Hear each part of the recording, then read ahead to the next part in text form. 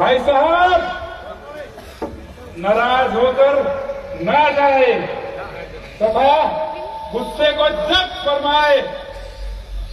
मैंने ये जब कहा कि मैं आपका सहायक नहीं, बल्कि मेरा मतलब ये है कि यह कार्य आपके लायक नहीं।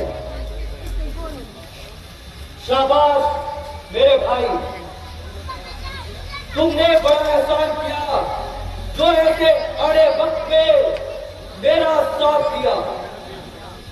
अपने हथियार डालो और सेना की कमान संभालो।